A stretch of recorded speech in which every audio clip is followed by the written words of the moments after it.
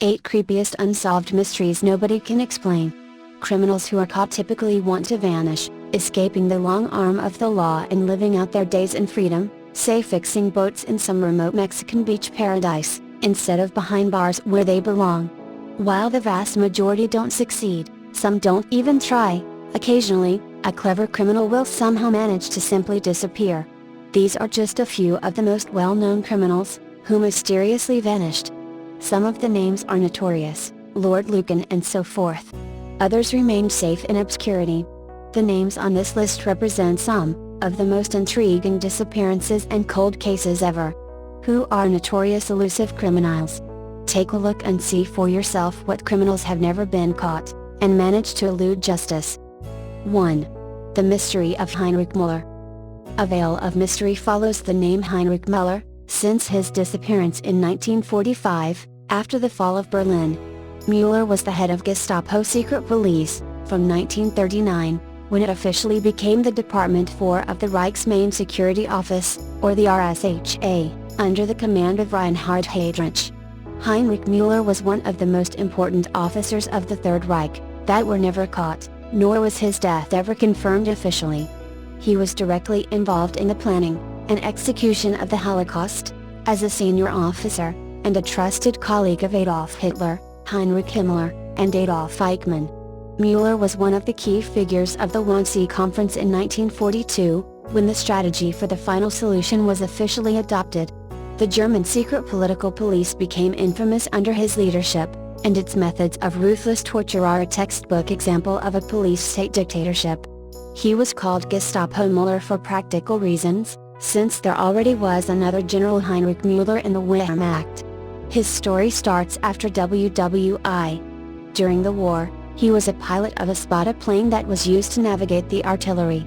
He survived the war as a hero, and was awarded several prestigious German army medals. After the war, in 1919, he started working for the Bavarian Police Department, then part of the Weimar Republic.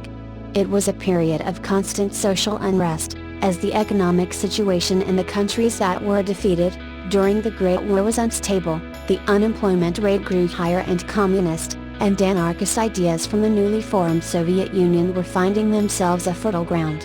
In 1919, Bavaria established itself as the independent Soviet Republic of Bavaria, under the leadership of the Independent Social Democratic Party of Germany. The Free State of Bavaria sought to declare independence from the Weimar Republic, but it was crushed soon after the revolution by the joint forces of the army, police and paramilitary forces called Freikorps. Heinrich Muller, who was a police officer during the insurrection, witnessed a shooting of hostages held by the Revolutionary Red Army of the Soviet Republic of Bavaria. This event confirmed his resentment of the communists. In 1923, during the putsch, Muller advocated the use of harsh force against the Nazis, and the immediate reaction against the rebellion. After the Nazi seizure of power, Heinrich congratulated Muller for his professionalism as a policeman, and allowed him to keep his job and work for the Nazis. This made Muller highly dependent on Heinrich, since he had more than enough reason to execute Muller as a traitor, but decided to use him instead. As many sources confirm, Muller had a fanatical approach to his job, performing tasks with absolute dedication and, most importantly, never doubting the nature of the order. By 1935, he was responsible for the complete annihilation of Hitler's political adversaries, most of them being communists and social democrats. Adolf Eichmann was his direct subordinate, who was in charge of the resettlement of the Jews prior to the war. His superior was his patron, Reinhard Heinrich, later named the Butcher of Prague. During the war, Muller was involved in a series of espionage and counter-espionage assignments. He successfully infiltrated the Soviet spy network in Germany called the Red Orchestra, and used it to distribute false information to the Soviet intelligence service. In 1942, after the assassination of Heinrich in Prague, Muller was the head of the investigation. He managed, through bribery and torture, to identify the Czech commandos sent by the British to execute Heinrich, but their capture was unsuccessful since they decided to kill themselves rather than to fall into the hands of the Gestapo. After the death of his original superior officer and patron, Muller's influence began to decline gradually. Nevertheless, he was still in charge of the investigation of the Abwehr, The Wehrmacht intelligence service, especially of their involvement with the June 20, 1944, assassination attempt on Adolf Hitler himself. This event became known as Operation Valkyrie. The investigation resulted in the arrest of more than 5,000 people, and 200 executions. In the last months of the war, he was still convinced of the ultimate victory of the Reich, and remained one of the most dedicated Nazi loyalists. After Heinrich Himmler had attempted to begin peace negotiations with the Allies, behind Hitler's back, Muller was responsible for finding him. Himmler was found, based on information from the brutal torture, during interrogation of Himmler's liaison officer, Hermann Feigelin, after which he was shot. This event took place on April 28, 1945. On April 30, Hitler committed suicide. Muller was seen on that day, still in his uniform, working on the ongoing investigation on Himmler in the offices of the Führer bunker. On May 2, Berlin surrendered to the Soviets. One day earlier it is said that Muller expressed that he had no intentions of being captured by the Russians. Did he commit suicide, or manage to escape to South America? Or did he change his mind, and offered his services to the new boss, the Russians, since he was famous for his unquestionable professionalism? Immediately after the war, Muller was wanted by the secret services of both the Soviets and the Allies. In 1947, the interest in bringing Muller, and other Nazis that were suspected of having escaped declined due to the beginning of the Cold War, but interest reappeared when rumors started circulating, that he was seen in the Soviet interrogation rooms. After the capture of Adolf Eichmann in the 1960s, rumors were additionally fueled by the Eichmann statement, that he believed that Muller was still alive. The Eastern Bloc accused the West of hiding Muller, and there was even a theory, that he was seen in Panama in 1967. A man called Francis Willard Keith was accused of actually being Muller.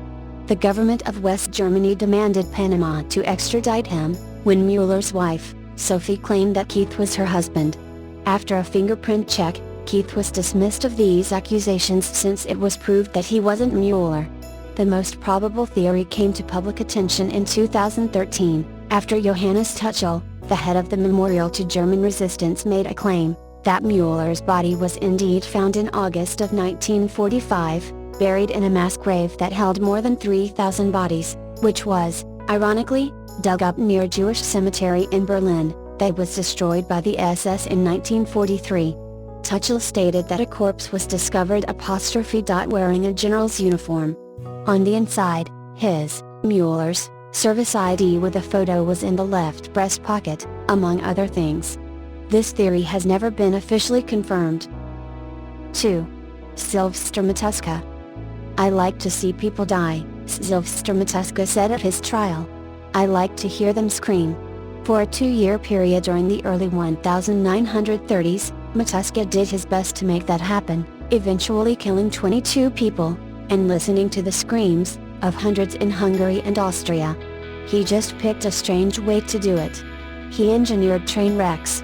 The Serbia-born Matuska is credited with engineering 4 such wrecks, though there may have been others.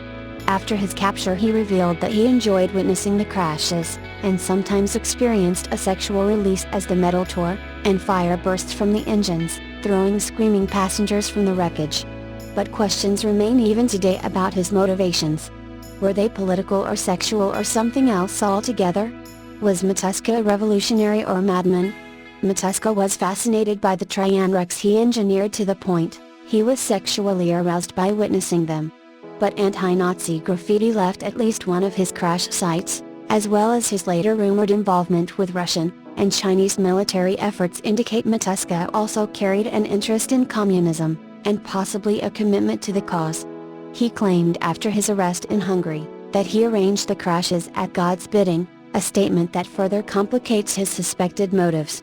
We may never fully know why Matuska derailed trains. A decade after the train derailments, Matuska escaped from a Hungarian prison during World War II and disappeared. There are rumors about what happened next, where he went, what he did, and what his ultimate fate was, but the story of his later life is clouded with rumors and unsubstantiated reports. Sylvester Matuska was born on January 29, 1892, at Kcentavar, now Kcentavar, an ethnic Hungarian village in an agricultural region in northern Serbia. Little is known of his formative years except that he trained as a mechanical engineer at some point, and that he may have served as an officer in the Austro-Hungary army during World War I as an explosives specialist. He would have been 21 years old when the war broke out in 1914. After the war he worked in mining, and may have owned his own mine.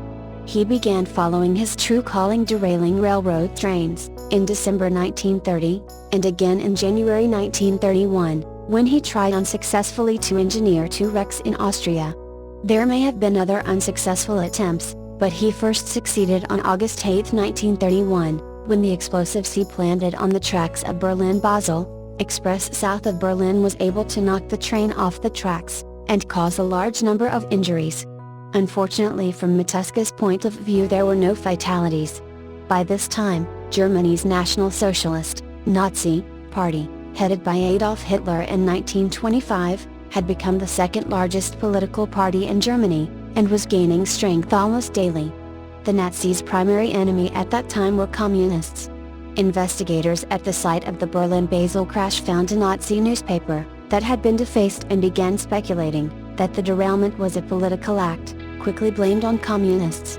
Anonymous letters sent to authorities praising the revolution led them to connect the attempted derailments to political motives. A reward of 100,000 Reichsmarks, the equivalent to about $150,000 US in 2016, was announced for information leading to the arrest of whoever was responsible for attempting to crash the express. Then in September, Matuska struck again, this time with even greater success. He blew up a portion of the Bajatoa-Urbagi Bridge near Budapest, Hungary at 12:20 a.m.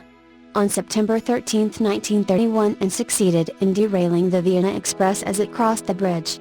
The train's engine and 9 of its 11 cars plunged off the structure and down 98 feet, 30 meters, into a ravine, killing 22 people outright, and injuring 120 others, 17 of them seriously. Matuska, who was found lurking in the area. But in the confusion that followed the crash, Matuska was able to pass himself off as a surviving passenger from the train and disappear.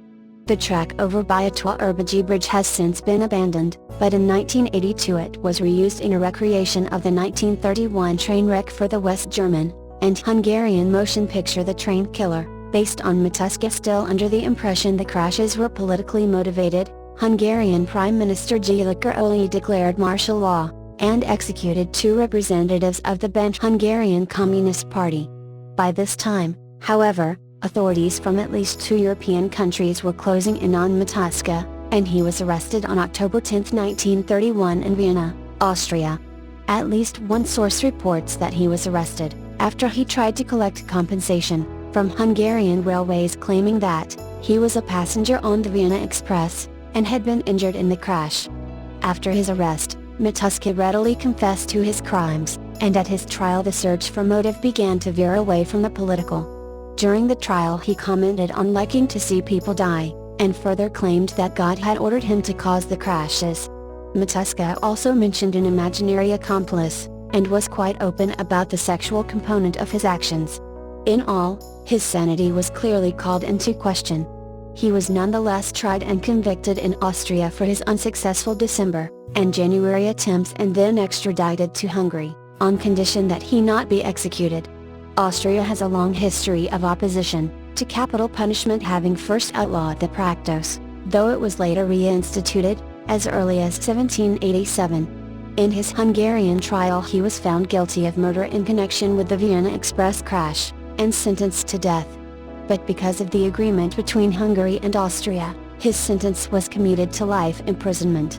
Matuska was imprisoned in northern Hungary at Vac, but disappeared from there in 1944, as World War II raged in Europe and Russian forces pushed west into Germany and German-occupied territory. What happened to him after that is open to speculation. The Russian army may have used him as an explosives expert in the remaining months of the war, as some investigators have claimed. Unsupported rumors circulated that he was later involved in work with the Chinese Communists during the Korean War. In other reports he returned to Hungary under a false name in the 1970s, and he may have been part of a right-wing Hungary officers association that arranged his escape from the Vac prison. Some people also claim he was a long-serving Russian agent that had been planted in Hungary years earlier. Any of these possibilities, if true, have never been definitely determined. Matuska was never recaptured. His fate remains as unclear as the motives behind his actions. Despite his possible political connections, and the apparent mental illness of his later statements, modern researchers have also suggested Matuska suffered from symphorophilia, a condition that involves arousal when staging and watching disasters. The term was created by psychologist and author John William Money, who wrote that the illness may be more widespread than initially assumed. For those members of the general public who have a touch of sadomasochism in them, Money wrote, disaster as an unrehearsed event is often a large part of the appeal of entertainment stunts and sports, from the circus to stock car racing. Matuska may have had more than a touch of sadomasochism in him and could have suffered from symphorophilia. Modern psychologists could diagnose Matuska with having mental illness. His reported involvement with communist causes in Europe and Asia added to his folklore.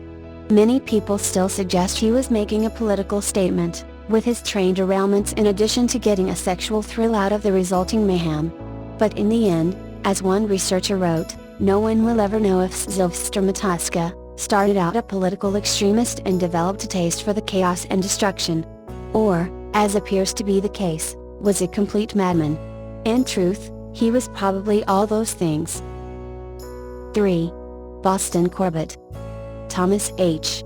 Boston Corbett was born in London, England, in 1832. Along with his family, he came to New York in 1839. He eventually became a hatter in Troy. He married, but his wife died in childbirth. Later he moved to Boston and continued working as a hatter there.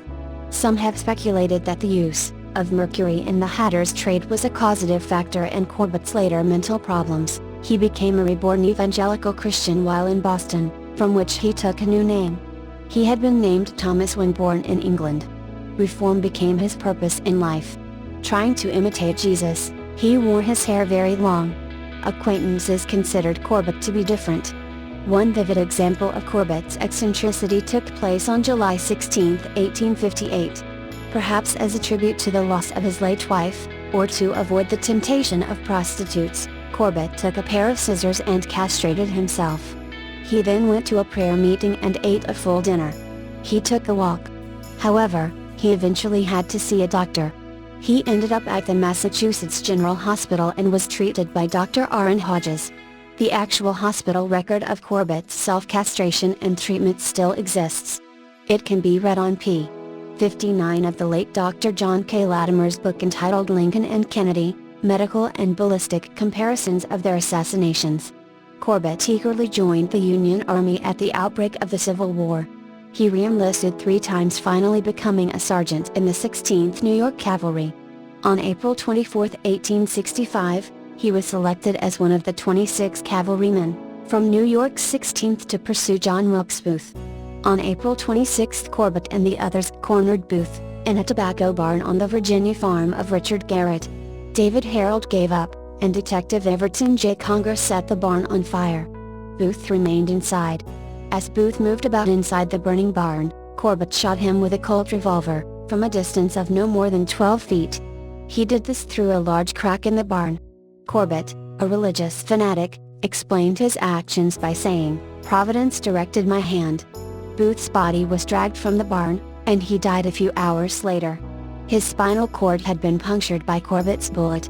Corbett was placed under technical arrest, but the charges were dropped by Secretary of War Stanton. Stanton said, "The rebel is dead. The patriot lives." Corbett received his share of the reward money, which amounted to $1,653.85. In his official statement of May 1, 1865, Corbett claimed he shot Booth because he thought Lincoln's assassin was getting ready to use his weapons. Afterwards, Corbett returned to being a hatter, first in Boston at Samuel Mason's shop and later in Connecticut and New Jersey. Feeling threatened at a soldiers' reunion in Caldwell, Ohio, in 1875, he flashed his revolver in the faces of several men, who had alleged Booth was not really killed by Corbett. In 1878, Corbett moved to Concordia, Kansas. There Corbett lived in a dugout a few miles outside town. The site has been marked by a local Boy Scout troop. His home was stone-walled, and in a steep hill with a brownstone front and a roof made of brush, clay, and clapboards. Corbett's dugout is located southeast of Concordia. To visit the site, drive south on US 81 to the Cloud County Landfill Road, go 2 miles east, 3 miles south and 1/2 mile east. The monument is on the south side of the road in a pasture. The Cloud County Historical Museum has a great deal of information about Boston Corbett. In Concordia, Corbett slept on a homemade bed, and kept a variety of firearms. He purchased a flock of sheep. He won local respect for his ability to bring down crows and hawks. Sometimes he gave religious lectures which often turned into wild incoherencies. In 1887, Corbett was appointed assistant doorkeeper of the Kansas House of Representatives in Topeka. In the State House, on Tuesday, February 15, 1887, feeling paranoid after being threatened by several men in Topeka, Corbett pulled out his revolver, made some threats, and waved his weapon in the air. No one was hurt.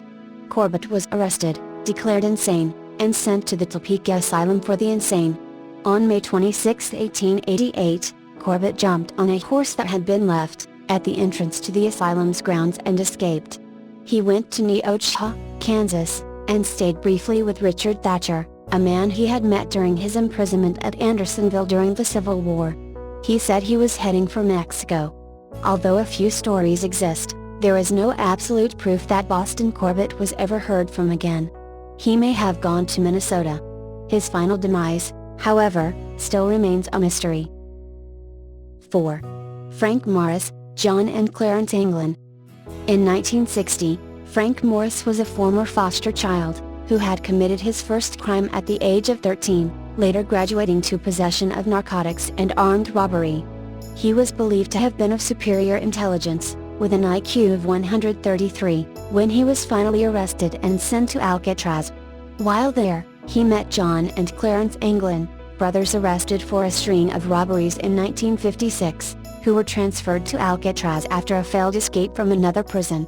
While in Alcatraz, inmate Clarence Carnes, a participant in the infamous Alcatraz uprising 14 years earlier, befriended Morris and informed him of the access tunnel behind their cells, and Morris used the information to develop a means of escape. With inmate Alan West's help, Morris discovered ventilation shafts giving access to the roof and freedom.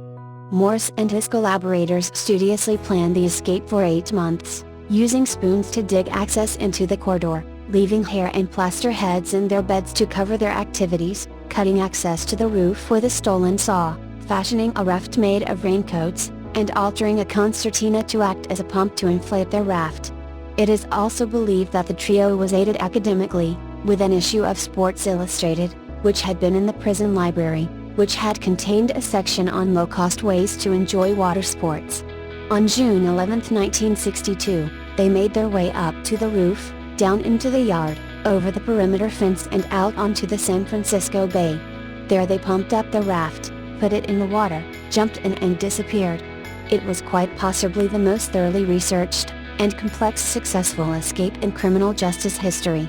When the plaster heads were discovered in the morning, authorities had no way to tell how much of a head start they had. They were aided by a fourth man, Alan West, who helped them carve the tunnels, noting sea spray had weakened the cement compound through the years. Morris and the Anglins had originally intended to escape as a quartet with West, but they were forced to rethink their plans when it was discovered West's tunnel was too small for him to fit through. According to West, one of the Anglins argued that it was an all-or-none deal, but the other two said going back for West could foil the entire flight to freedom.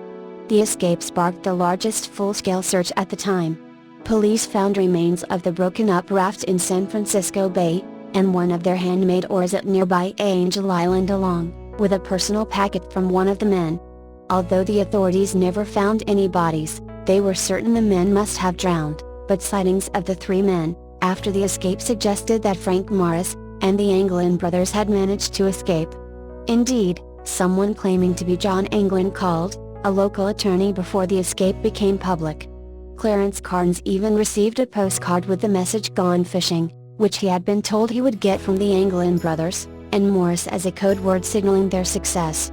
A paddle was also found on Angel Island leaning against a rock, providing evidence that the men may have survived. Alan West was moved to a lighter security prison, and granted an eventual reduction in sentence in exchange for his cooperation with the U.S. Marshals, detailing his participation in the escape plot. As the search went on, Harlem crime boss, Ellsworth "Bumpy" Johnson, claimed he had arranged a boat to pick up the men from the bay, whereupon Johnson claimed his boat then deposited the 3 men at Hunter's Point. However, Bumpy's claim had no credibility given his prior background of lying to gain favor, plant deals, or to look important in the underworld. Nor can it be accurately pieced together what help Morris and the Angolans expected to get from Johnson, or vice versa. To date, the FBI believe all 3 men drowned in the bay. There were no crimes committed in the area after the escape unless they had truly been helped by Johnson. Given the circumstantial evidence surrounding their escape off the rock, no one is quite sure if they truly made it to shore. This case first aired on the February 8, 1989 episode, which devoted the entire episode to Alcatraz, including history of the failed escape attempts and the 1946 Alcatraz prisoner revolt, before getting into the specifics on the 1962 escape. 2 theories were tested, one by having a triathlete swim from Alcatraz to the mainland, and the other having 3 experienced kayakers paddle the same route in a replica of the makeshift raft used by the Angolans and Morris. While the rafters failed due to the raft being unseaworthy, and had to be rescued by a motorboat that was shadowing their progress, the swimmers succeeded at making it to shore. Unsolved Mystery speculated that the odds were likely the 3 fugitives survived. This case was also examined in the Discovery Channel series Mythbusters, and reinvestigated on America's Most Wanted. The Mythbusters proved it was certainly possible. They used the currents to reach the Marin Headlands instead of Angel Island, where the ore was found. AMW revealed reported sightings of Morris and the Angolan brothers after the escape. Other TV series have focused more on the ghosts of Alcatraz. The escape inspired the 1979 movie Escape from Alcatraz with Clint Eastwood as Frank Morris. The TV series America Declassified revealed a few more details on this case not revealed in other programs, such as evidence of the raft on Angel Island, footprints leading away from the raft, and reports of a car stolen by 3 men after the escape. On October 12, 2015, interest in the case was renewed when History Channel premiered a documentary about the 1962 escape, focusing on John and Clarence Angolan and the possibility that their escape was successful. Evidence produced by relatives, including photos and Christmas cards, seemed to suggest the Angolans might have escaped to Brazil. No evidence has been produced to disclose the whereabouts of Frank Morris. 5. Lucky Lord Lucan. Nearly 42 years after the discovery of his blood-splattered car on the Sussex coast sparked a mystery that became an enduring national obsession. Lord Lucan has been declared dead after a High Court judge granted his death certificate. The ruling by Mrs. Justice Esplin, after a hearing lasting barely 60 minutes, allowed the son of the mustachioed peer, who disappeared following the murder of his children's nanny, to inherit his father's title as the 8th Earl Lucan. But any hope that the formal declaration under the newly introduced Presumption of Death Act might draw a line once and for all under the question of what happened at 46 Lower Belgrave Street, the Lucan family home in central London, on November 7, 1974, and thereafter appeared forlorn. The new Earl, George Bingham, 49, who had applied for the death certificate to be issued, insisted after the hearing in central London that the case continues to be a mystery and his father remains innocent. He was speaking shortly after Neil Berryman, the son of Sandra Rivet, the nanny who Scotland Yard believed at the time had been bludgeoned to death by Lord Lucky Lucan, after mistaking her for his estranged wife Veronica, emerged from the court to say he believed he had new evidence to suggest the aristocrat was alive as recently as 2002. Mr. Berryman, who had been adopted prior to his mother's killing, and only learned her identity 8 years ago, following the death of his adoptive mother, declared that he had in recent weeks seen an internal Scotland Yard document indicating that the peer lived long after his supposed suicide in 1974. The 48-year-old builder claimed the initial investigations into his mother's death had been tainted by police corruption, adding, "This is closure and a time to move on for George Bingham and his family." I can understand that he wants to move on with his life, but for me this is something, at this moment, that cannot happen." He added, "Maybe the police know more than they let on. But at the end we have to get to the truth and justice for Sandra. A horrible death, a young woman beaten, my mother. There is no getting away from the fact that whatever happened that night, Lord Lucan is guilty of something in my eyes." Imsrivit, 28, had gone down into the basement of the Belgravia house, to make a cup of tea when her killer attacked her with a length of lead piping wrapped in a bandage and placed her body in a canvas mail sack. When Lady Lucan, who was estranged from her husband, went to investigate, she too was attacked but managed to escape, running while covered in blood to a nearby pub. Lady Lucan named her husband as the attacker, and an inquest declared him the murderer of Imsrivit a year later. The whereabouts of the 7th Earl, a professional gambler and a fixture in London's louch netherworld of clubs and moneyed aristocrats, has been a subject of high speculation and low drama ever since the night of the killing. After driving to New Haven in a Ford Corsair, stopping off to speak with a friend and write 2 letters, Lucan disappeared. Some, including his son, believe that the peer died that night, probably taking his own life by drinking heavily and sinking aboard boat. Among the more outlandish versions of his suggested suicide was an account that Lucan shot himself at the Kent Zoo owned by his hireling friend John Aspinall, and asked that his remains be fed to one of its resident tigers. But the alternative theory that Lucan used powerful connections to escape abroad to a life in luxurious, but anonymous exile has lingered potently, with sightings in the intervening years, from Australia to Ireland and Mozambique to Paraguay. His rediscovery in Goa in 1996 caused a flurry of excitement until it was discovered that the man in question was not Lucan, but a lifelong hippie known as Jungly Berry. Although the 7th Earl had been previously declared legally dead in 1999, his son argued that the declaration had not proved death for all purposes, including his right to accede to his father's title. Mr. Bingham, a former merchant banker, who was married last month to a Danish heiress, confirmed he would be taking up his earldom immediately, and underlined that the death of his former nanny, whom he described as a lovely lady, remained unexplained. He said, "It is still a mystery what happened. We do not know how this lovely lady died in 1974, but Neil lost a mother and I lost a father. We still do not know how he met his end. And as a British person, I still prefer to consider a person innocent, until proven guilty in a court of law. Nonetheless, I am very pleased with the result that we achieved today." The new Earl and Mr. Berryman shook hands in court, and Imsrivit's son said she wished Mr. Bingham good luck, before adding that he nonetheless considered his new title a bit tainted. During the hearing, Mr. Berryman had been asked to produce the Metropolitan Police document, to which he had referred. He declined, saying it was not yet possible, before adding outside court, that he hoped his own inquiries would end the Lucan mystery in 12-14 months' time. The Yard said that, like all unsolved murders, the killing of Imsrivit remained an open case. 6. Robert Heim. Nazi war criminal and Austrian Dr. Robert Heim was known as Dr. Death, because of his horrific medical experiments on Jews at the Mauthausen concentration camp during World War II. He was captured by U.S. soldiers in 1945, but later released. Heim returned to work as a gynecologist for many years. One day in 1962, after learning the police were waiting for him at his home, he vanished. What happened after that remains somewhat of a mystery. Many believe that Heim lived in Egypt under an assumed name, Tariq Farad Hussein. The New York Times reported that he died of cancer in Cairo back in 1992.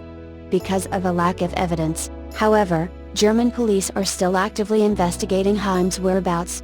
Few of the Nazi war criminals who escaped prosecution after the war were the subject of so many rumors, stories and speculation as Robert Heim. For decades, the former concentration camp doctor, who was called Dr. Death, and the butcher of Mauthausen for his brutality, had been one of the most sought-after Nazis. The question of whether Heim was still alive kept police, judges, Nazi hunters and the media occupied for decades. 3 years ago, the first evidence of Heim's death emerged. Now that version of events has become official. On Friday, a district court in the German town of Baden-Baden declared Heim to be dead, and ended legal proceedings against the suspected war criminal. The judges concluded that Haim died of cancer in Egypt in 1992. Haim had topped the list of the Simon Wiesenthal Center's most wanted Nazi war criminals. During World War II, Haim is believed to have murdered more than 300 people in a grisly manner at the Mauthausen concentration camp in Austria. Among other things, he had been charged with injecting gasoline into patients' bodies near their hearts, and operating on people without anesthesia. After the war, Haim remained in Germany, working as a doctor at a gynecological practice in Baden-Baden until 1962, when he went into hiding. In 1979, the public prosecutor's office in Baden-Baden pressed charges against Haim, and issued an international arrest warrant. In 2007, German investigators intensified their search for Haim, monitoring family and friends of the war criminal more closely in Austria and Spain. Together, private individuals and public institutions had offered a six-figure bounty on information leading to Haim's capture. The suspect lived for decades in Egypt. The jury court said Friday it believed that Haim left Germany in 1963 using his second name Ferdinand, and that he traveled to Egypt on a tourist visa. He then lived in hiding in Cairo for decades using the name. In 1980, he apparently converted to Islam and then assumed the name Tariq Hussein Farid. They believe he died at the age of 78 on August 10, 1992 in Cairo. Both the New York Times and German broadcaster ZDF reported in 2009 about Haim's purported death. A few days later, a middleman provided state police investigators with documents relating to Haim's alleged death. And earlier this year, Spiegel reported that the case was close to getting resolved. After initial doubts, criminal investigators in the state of Baden-Württemberg now believe the documents are authentic. In addition, Haim's defense attorney also presented investigators with further documents including a certificate indicating he had converted to the Muslim faith. The court also heard testimony from Haim's son, who officials said had given credible statements. The judges on Friday said they have no doubt that Haim and Tariq Hussein Farid are the same person, and that he died of cancer-related complications in 1992. 7. Joseph Schexnayder. The narrow, brick chimney of a Louisiana bank became his tomb for 27 years, and now Joseph Schexnayder will be laid to rest Sunday, in a proper grave with a proper farewell by his family. Still, his brother Robert wonders, how did he wind up in that chimney? Didn't anyone hear cries for help? Was it a robbery attempt gone awry, an accident or something more sinister? At least we know where he is now, Schexnayder, 48, said, tears welling in his eyes ahead of his brother's weekend funeral and burial. At least he's home. Nearly 3 decades after he disappeared, much mystery lingers about the case of Joseph Schexnayder, and a small-town bank in the southern Louisiana city of Abbeville. Police say Schexnayder became trapped, and apparently died in the bank's chimney in 1984. But beyond that, they know little more. Everybody has an opinion, said Lieutenant David Hardy, Chief of Investigations for the Abbeville Police Department. But no one has evidence to say one way or another. If Joseph Schexnayder did cry out for help, no one heard his pleas. The stench of death was never detected. The decades rolled on until last May when a construction worker helping turn the bank's vacant second floor into offices tugged some fabric out of the chimney and was showered with old clothes and human bones. Described as sweet-natured and relaxed by the few who remember him, Joseph Schexnayder was 22, when his family last saw him in January 1984. He had no criminal record, but was wanted for possessing a stolen car.